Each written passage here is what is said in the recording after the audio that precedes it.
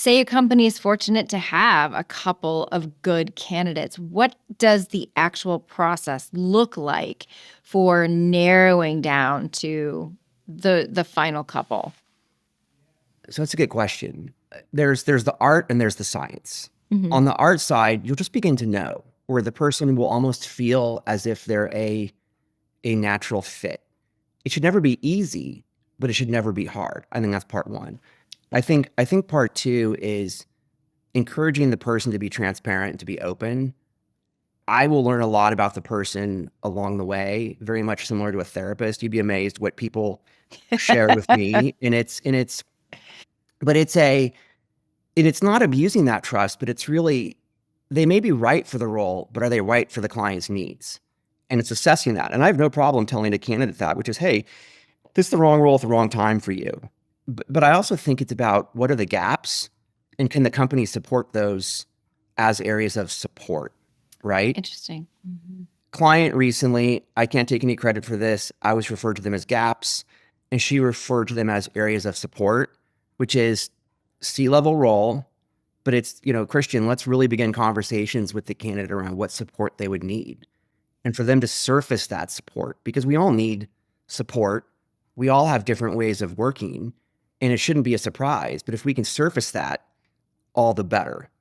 Something else that happens in the industry, maybe it's not openly discussed, but it's informal reference checks.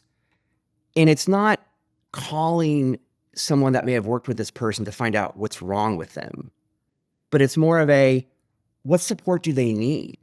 And we may not be able to provide that level of support, or it's more of just, it's affirming the nuances. And that is so important. I also think some people interview well. Yeah. Some people don't. And an interview is not real life. Yeah.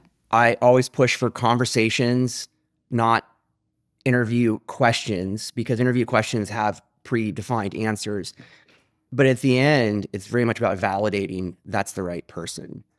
And what I encourage for high stakes roles is don't have a final assignment, but have a final working session. 2 people in a conference room, a working lunch, have the client share the vision, let the candidate run with it, have a brainstorm session of what could be. Because if you and I get in a room with a whiteboard, there's no safety net. There's no chat GPT to help you assemble your document. And part of it is you may have different stylistic approaches. The candidate could learn the company's vision is small t for transformation, not big T, right? It goes both ways.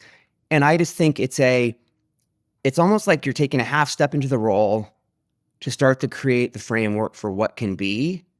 And you'll know if it comes together. And I had a recent search where the number 2 candidate, for a bag of money, I would have bet the number 2 candidate would have remained the number 2 candidate. Yeah.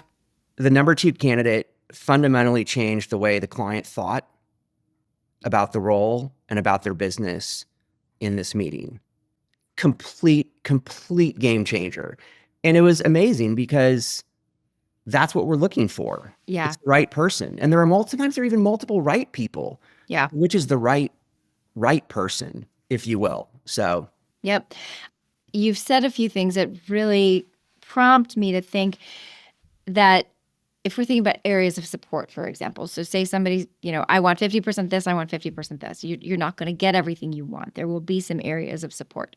Is it wiser for someone to hire for the technical skills and the areas of support, like, hey, we're going to onboard you and welcome you into the culture and kind of move you in? Or is the flip more important? Is the fit, the collaborative relationship piece of it more important? And then those areas of support can be, you need to have these technical skills to do well here. Yeah, it's a good question. It partially depends. However, some people are so technically proficient that it can be a detriment with their ability to be an effective leader. In that case, it's a negative. Okay. And it's interesting. That's a good question. I think it's a matter of where is the company at?